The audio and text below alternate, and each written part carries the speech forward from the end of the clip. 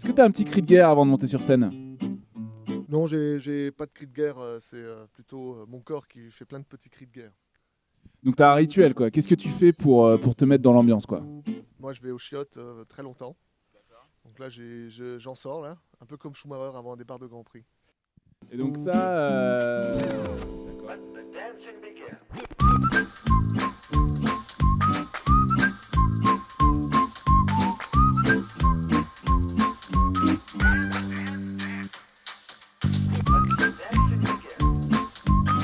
Donc deuxième représentation ce soir du spectacle Même pas peur. Et toi, est-ce que t'as peur? Un peu, ouais. T'as peur de quoi? D'oublier mon texte. Ça arrive souvent, ça? Non, ça m'est encore jamais arrivé.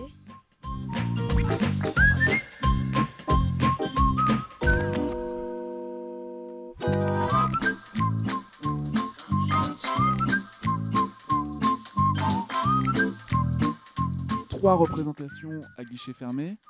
Donc c'était quand même une petite dose de stress supplémentaire. Oui, qu'il y ait beaucoup de monde qui viennent, forcément ça rajoute du stress. On se dit qu'on doit faire encore mieux que l'année d'avant, mais après il faut toujours donner son maximum. Un petit peu aussi, parce qu'on veut pas décevoir le public et être à la hauteur, donc il y a toujours du stress. Mais sinon, non, on est tous soudés, on se complète, donc voilà, on sait que s'il y en a un qui n'y arrive pas, les autres vont pouvoir l'aider à rattraper son texte et ça va rouler.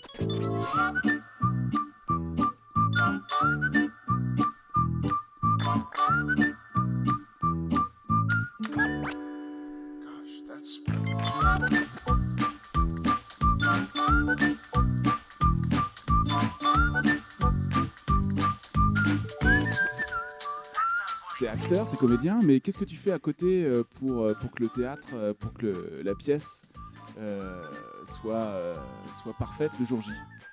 Je fais plein de choses, hein. Je donne des coups de main à Rémi sur quelques mises en scène, je crée des petits trucs des fois. Je m'occupe des lumières, hein, monter les projecteurs et tout ça, bien les caler, les cadrer. C'est pas toujours facile, hein, avec les petits moyens dans la salle qu'on a. Et puis je m'occupe aussi un petit peu de l'enchaînement, etc. Mais après le jour J, moi je m'occupe de rien. Je suis tranquillement en coulisses, concentré. Moi je m'occupe de tout ce qui concerne les décors et les costumes.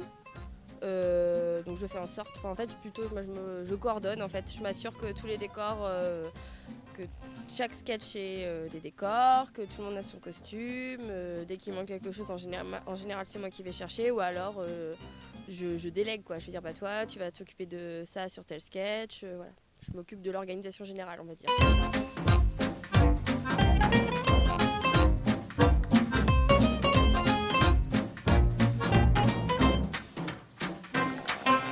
Que toi en tant que comédien ça te plaît plus comme ça de pouvoir sortir de nulle part, de pouvoir surprendre le spectateur?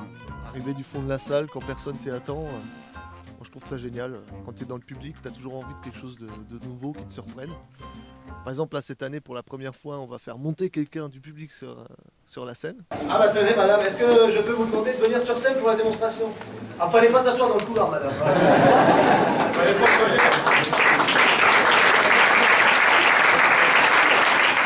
C'est vraiment incroyable d'après de se retrouver sur scène avec quelqu'un du public qui ne sait pas du tout pourquoi il est là.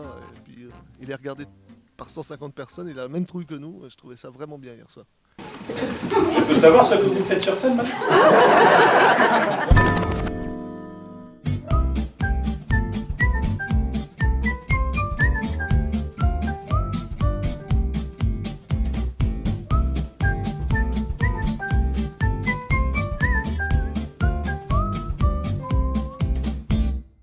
Sérénissime père du metteur en scène Rémi Baudin. Alors quelques impressions sur les créations de votre fils? J'ai trouvé ça original, ça se renouvelle d'année en année, c'est marrant bien sûr, mais en plus ça colle à l'actualité, c'est vraiment très bien.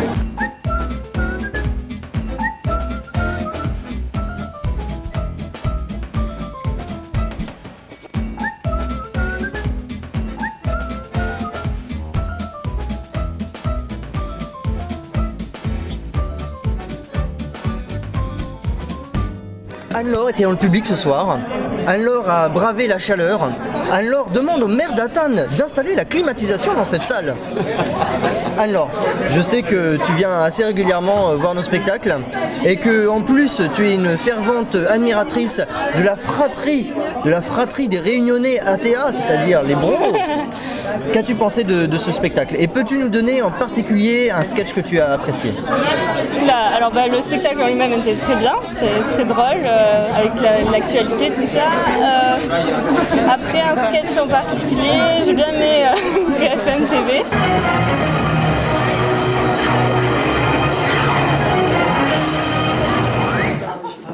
Bonjour à tous, il est midi, vous êtes sur BFM TV, l'info en continu. Tout de suite, nous retrouvons Stéphane, notre envoyé spécial, qui couvre la prise d'otage de cette banque à Meudon-la-Forêt. Stéphane? Oui, parfaitement, je suis devant cette banque où 3 hommes masqués et armés retiennent 10 otages, mais nous n'avons pas plus d'informations pour le moment. Alors que c'est au tour des riverains, Stéphane, d'arriver devant cette banque? Oui, des riverains qui sont extrêmement touchés par cette prise d'otage.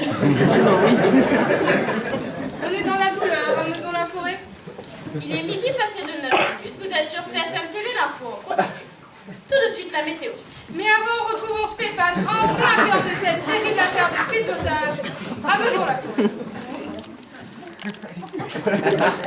On l'a prise à contre-jour. Stéphane, est-ce que ça bouge? Ah non, ça ne bouge pas, hein, je mets pas mal de lac. La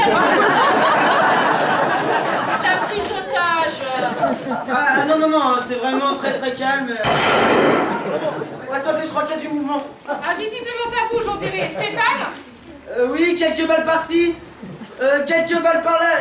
Je pense qu'on ferait mieux de se reculer. Ah d'accord, Stéphane, vous nous dites que vous voulez vous rapprocher pour en savoir plus pour BFM TV?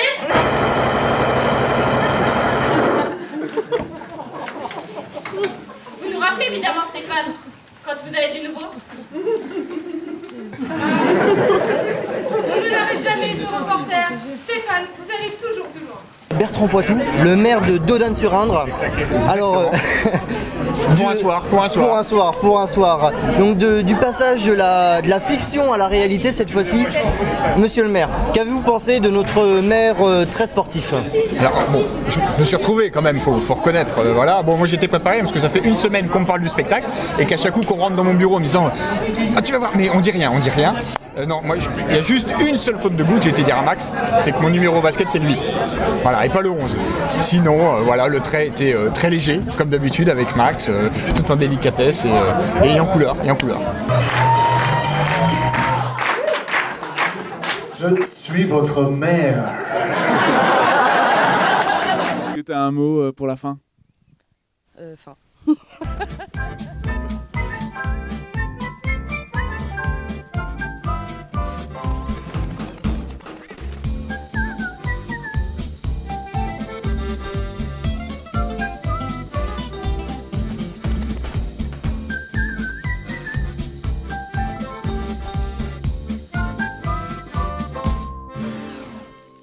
On nous signale que de nouveaux coups de feu ont été entendus autour de la banque.